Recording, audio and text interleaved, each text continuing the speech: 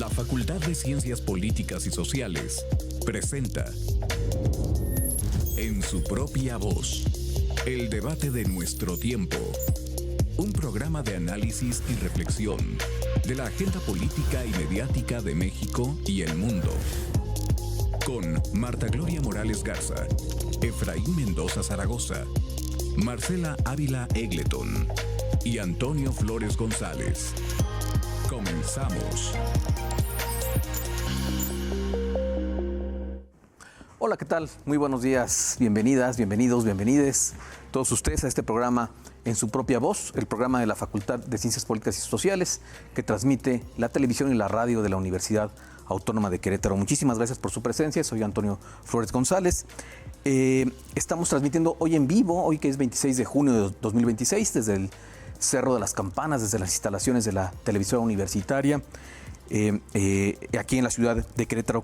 Agradecemos mucho la sintonía de ustedes a través de la radio universitaria del 89.5 de la frecuencia modulada o de la televisión universitaria en el 24.1 de la televisión abierta y en diversas plataformas también que nos pueden sintonizar, que nos pueden visitar. Agradecemos a todo el equipo técnico y al personal de la televisora y de la radio universitaria el esfuerzo para la realización de estos programas. Estamos en vivo, como ya comentábamos.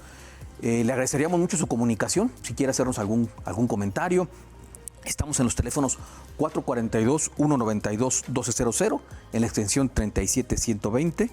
Repito, 442-192-1200, extensión 37120. Y en el 442-344-1404. Agradecemos muchísimo su comunicación, agradecemos mucho que hoy nos acompañe. Hoy vamos a hablar, pues, ¿de qué otra cosa en estos días que de fútbol? De fútbol, pero no solamente de fútbol y comunicación política, de fútbol y medios. Y para ello nos acompaña hoy el maestro Carlos Daniel Aguilar González. Carlos, bienvenido, muchísimas gracias por estar hoy con nosotros. Esta es tu casa, tanto la televisión universitaria como la Facultad de Ciencias Políticas y Sociales en particular. Desde luego, bienvenido, Carlos. ¿Qué tal, Toño? Buen día, muchas gracias por la invitación. Un gusto estar aquí en su propia voz y para hablar de algo que nos gusta y sobre todo este análisis mediático, social alrededor del fútbol en esta época de mundial. De mundial, exactamente. El maestro Carlos Aguilar González, Carlos Daniel Aguilar González, es actualmente coordinador del Centro Universitario de Periodismo de Investigación, el CUPI. Nos va a hablar un poco de su trabajo, mucho de su trabajo también, de lo que han estado haciendo desde agosto del 2018. Está coordinando el centro. Es periodista él en activo desde el 2007, ya casi 20 años de carrera periodística. Fue coordinador de la licenciatura en Comunicación y Periodismo también de nuestra Facultad de Ciencias Políticas y Sociales por allá entre el 2015 y el 2018. Uh-huh. Es articulista también, seguramente muchos de ustedes lo leen en el Universal desde el 2016, desde hace 10 años, y en algunos portales como La Lupa. Ha trabajado como corrector de estilo y jefe de información también del periódico Tribuna, el periódico de nuestra universidad, el semanario de nuestra universidad, entre el 11 y el 2015. Y hoy nos acompaña pues precisamente para que podamos hablar de fútbol, pero como decíamos, de fútbol y de comunicación política, de sesgos mediáticos. Así es. Un poco de cómo se están manejando los medios en este contexto mundialista en términos políticos. Tradicionalmente veíamos a estos eventos, al deporte, como distractores. Pensábamos políticamente que puedan ser distractores para que la gente no se ocupara de pensar de ciertos problemas, no se ocupara de la crítica a los gobiernos, nos olvidáramos un poco de eso y que se manejaba mediáticamente de esta manera. Pero esto ha cambiado actualmente. Ha cambiado y parece ser que ahora los medios utilizan como vitrina política, o los dueños de los medios, sí, los que controlan los medios, utilizan estas coyunturas, sí, pues precisamente sobre todo en países gobernados por la izquierda, pues para golpetear a los gobiernos de izquierda, y es un fenómeno mediático, un fenómeno de comunicación pues muy interesante y muy complejo. Y de eso es lo que vamos a hablar pues el día de hoy. Particularmente, Carlos, tú has estudiado el caso de Brasil 2014, el Mundial, y ahora el Mundial en México 2023, dos momentos en el que gobernaba la izquierda en Brasil y gobierna actualmente en México, y mujeres. Así es, en ambos casos. ¿Qué nos puedes decir al respecto? ¿Qué ves de paralelismos? ¿Qué estás observando ahora que observaste en Brasil en el Mundial y en las Olimpiadas. Claro que sí, Toño. Pues mira, muy interesante. Bueno, este análisis más que estudio o investigación, pues hablamos de protestas, ¿no?, de países de América Latina, Brasil hace 12 años, hoy el caso de México, de grupos, ahora sí que con movilización fuerte, con presencia en las calles, salieron en ambos países, donde gobernaba en Brasil una presidenta, una mujer presidenta, que justamente fue después del líder de la izquierda que asume el poder en Brasil, Luis Ignacio Lula da Silva. Hablamos de Dilma Rousseff. Hoy en México, la presidenta Claudia Sheinbaum, que es el segundo periodo de, digamos, de Morena en el poder, después del líder que luchó contra el llamado neoliberalismo, Andrés Manuel López Obrador, y donde también hay presencia, en este caso, sobre todo del magisterio disidente en las calles y de otros colectivos que tienen exigencias justas, ¿no?, en las calles en el marco del Mundial. En el caso de México, también hay que poner el paréntesis, es un Mundial que no es el único país que lo organiza, hace 12 años sí en Brasil, y bueno, hablamos de mujeres que como jefas de Estado tuvieron que, de alguna manera, idear estrategias para aminorar esta crítica mediática, ¿no? En el caso de Brasil, el Grupo Globo, ¿no?, como grupo mediático importante, con presencia y enemistado con la izquierda en el poder. Hoy hablamos de particularmente TV Azteca, donde su dueño pues ha confrontado con discurso, en sus espacios de noticias de TV Azteca al gobierno de la llamada Cuarta Transformación, desde que López Obrador era el presidente y ahora con la presidenta Claudia Sheinbaum. O sea, hay ciertas similitudes, ¿no? Recordar que en el caso de Brasil, 2 años después de que se organiza el Mundial, empieza lo que le llamaron el impeachment y destituyen a Dilma Rousseff de la presidencia bajo ahí una cuestión política interesante, pero bueno, ahora esta crítica mediática sobre todo, también ahí en las calles, pero sobre todo en los medios, pues busca de alguna manera crear esta percepción en las audiencias de México, en las audiencias de que el gobierno no puede, que es incapaz, o que reprime, ¿no? Entonces está en una encrucijada mediáticamente hablando, pues el gobierno federal para tratar de salir bien librado de la embestida que busca, sobre todo en particular TV Azteca y su propietario, de crear esta imagen, ¿no?, ante lo que está ocurriendo en el Mundial. Y entonces por eso hay que enmarcar esta decisión de la presidenta de no asistir al partido inaugural en el Estadio Azteca. Hace 12 años, cuando fue la inauguración en Brasil, la presidenta Dilma Rousseff recibió 3 rechiflas en el estadio, donde fue el partido inaugural.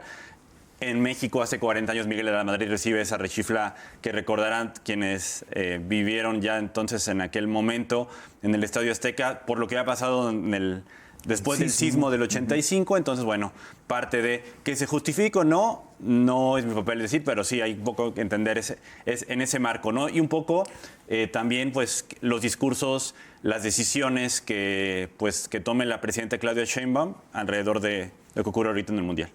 ¿Tú consideras que en el caso de Brasil fue eficiente el golpeteo a Dilma Rousseff?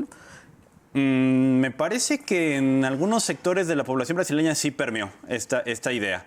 En este contexto 2014 no terminó de ser del todo eficiente. Ahorita en el inicio del Mundial podremos decir que por lo menos después del partido inaugural pues no sale tan mal librada la presidenta en la parte de la crítica, aunque, bueno, hay que también seguir de cerca el discurso del corporativo mediático. Te platicaba en estos días, ¿no?, que me llama la atención cómo, no en TV Azteca en este caso, pero en la estación radiofónica, se busca sembrar la idea de que la fuerza de la CENTE, de la Coordinadora Nacional de Trabajadores de la Educación, comenzó en 2018, cuando en realidad es un movimiento magisterial disidente que tiene décadas de existencia y de músculo político en las calles, ¿no? Entonces, claro, se ha digamos, aumentado la presencia en las calles o en la cantidad de protestas por una inconformidad de lo que no le ha cumplido los gobiernos de la llamada Cuarta Transformación, pero su fuerza social y política no es de 2018, sino tiene mucha presencia, ¿no? Sobre todo en el sureste del país. Entonces, un poco la narrativa o la idea que buscan sembrar los medios de comunicación, sobre todo algunos medios comerciales que están inconformes con la llamada Cuarta Transformación por varios factores, ¿no? Ahora vamos un poquito a hablar más de la CENTE, pero antes quisiera que nos platicaras un poquito.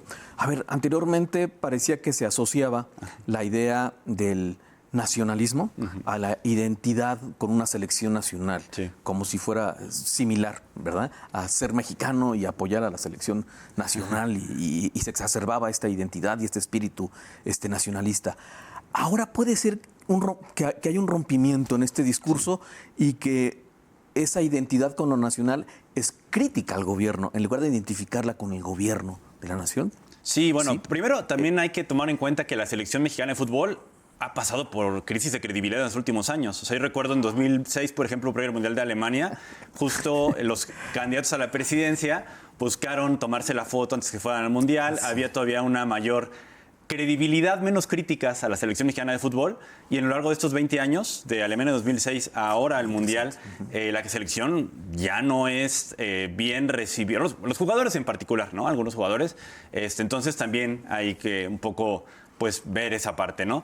Y me parece que, bueno, desde López Obrador y ahora con la presidenta Claudia Sheinbaum, pues la Cuarta Transformación no ha tenido esa cercanía con el equipo nacional, ¿no? En que si la foto, que si el ir a acompañarlos más que lo necesario mediáticamente, oficialmente. Creo que el Mundial pasado ni siquiera fue abanderada la selección, ¿verdad?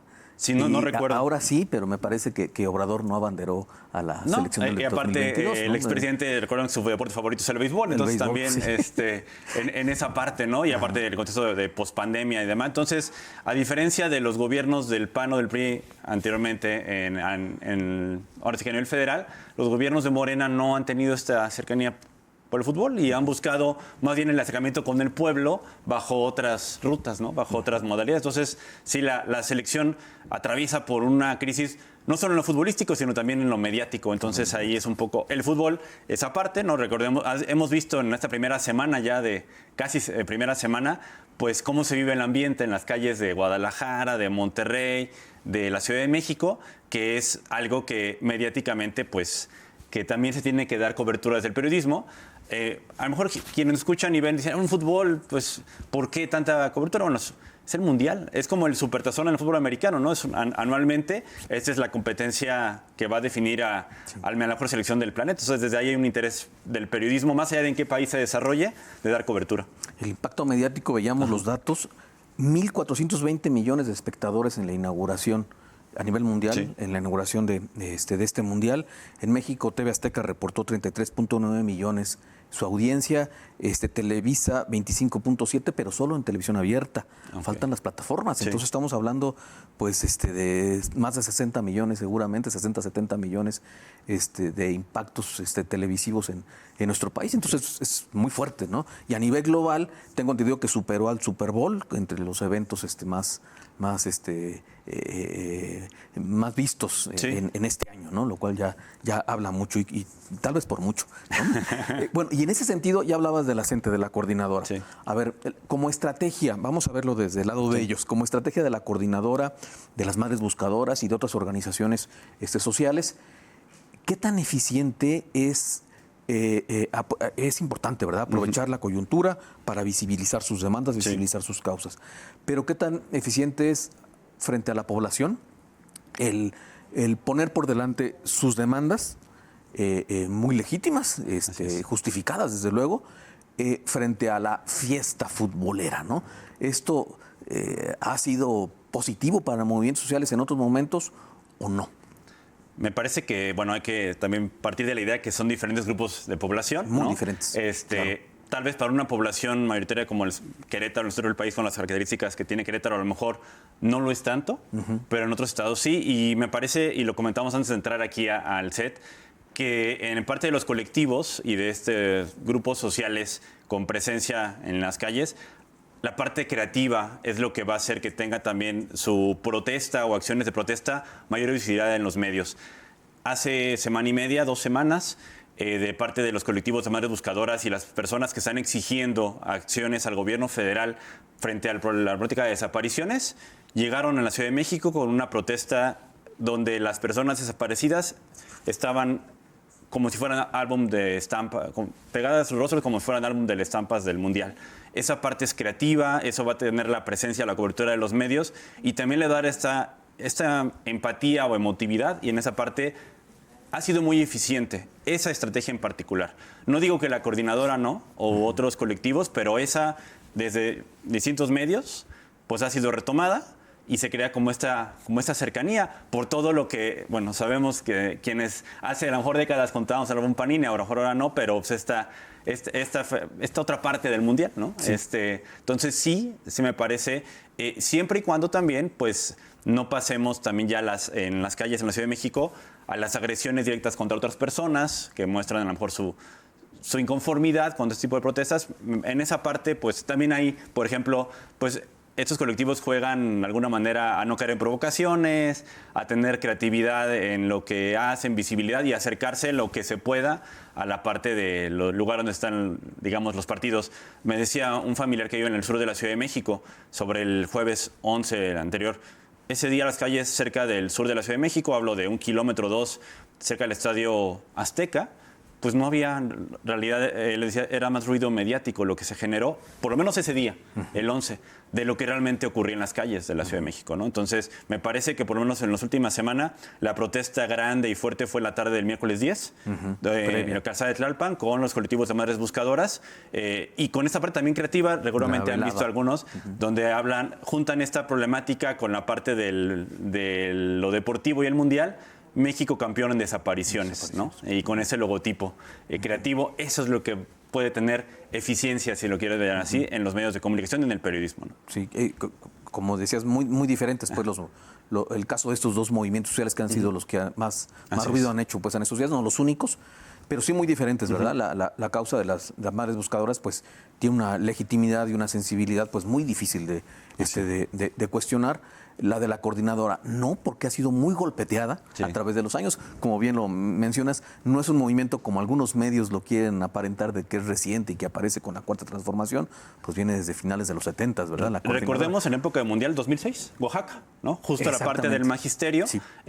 A lo mejor no fue la parte ya más visible en la época del Mundial, pero previo al cambio en los poder federal, Oaxaca y el magisterio disidente es parte de lo que hoy se ve en la CENTE, ¿no? 20 años después, entonces también para tener un poco de memoria histórica y social.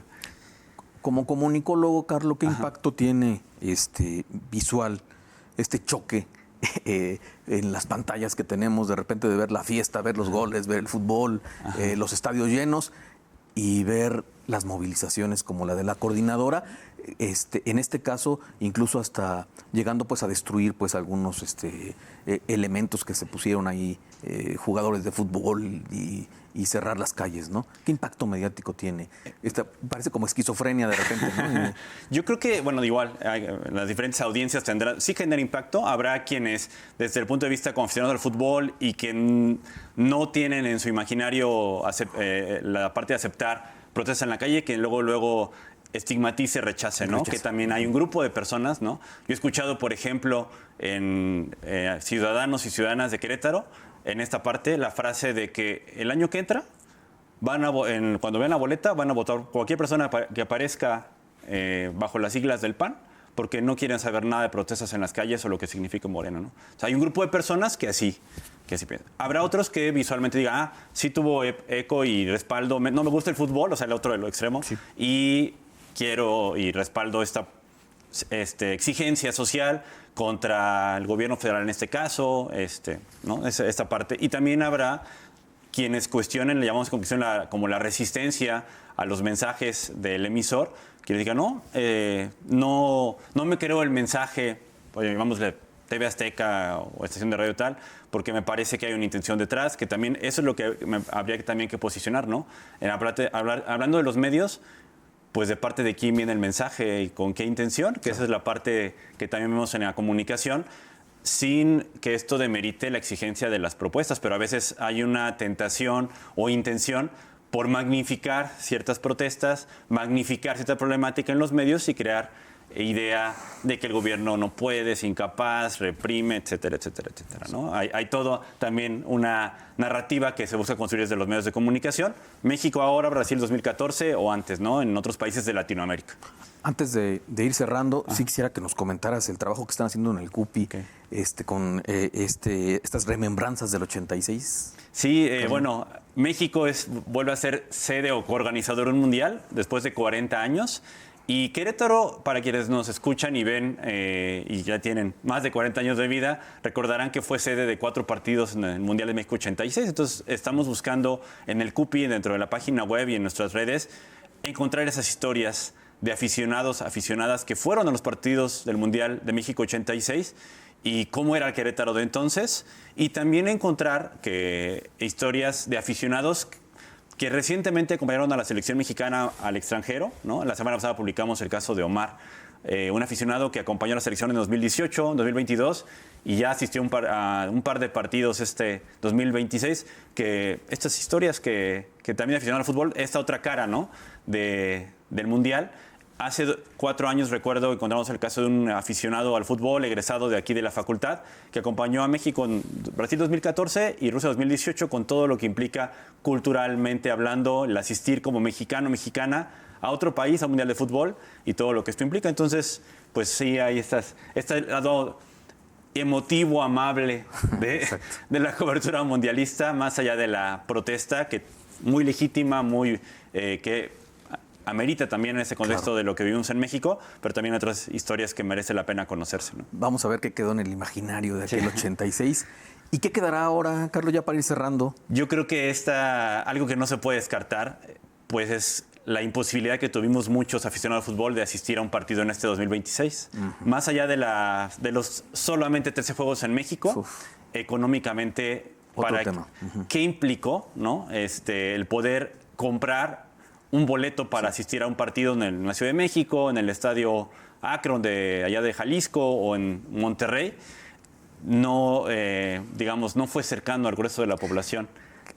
Creo que eso va a permear mucho en el caso de México. A los aficionados del fútbol aquí en México nos han exiliado de la fiesta futbolera mundial en nuestro propio país. Y Juan Villoro mencionaba en un artículo la semana pasada, un término que también platicábamos, la FIFA como fuerza de ocupación. Como fuerza de ocupación de este territorio. Así es, en un país. Entonces va a permear mucho esa idea, ¿no? A diferencia de hace 40 años, sí, la posibilidad de asistir a un partido, de comprar un boleto y de asistir, no fue cercana a la mayoría de la población. Carlos, estamos cerrando nada más, pero quiero que nos recomiendes como ciudadanos, como consumidores de medios de comunicación, como telespectadores de este mundial, qué alertas debemos activar, cómo debemos de enfrentarnos a los medios, esto que se llamaba en algún momento alfabetización digital, cómo nos educamos para ver a los medios en este mundial.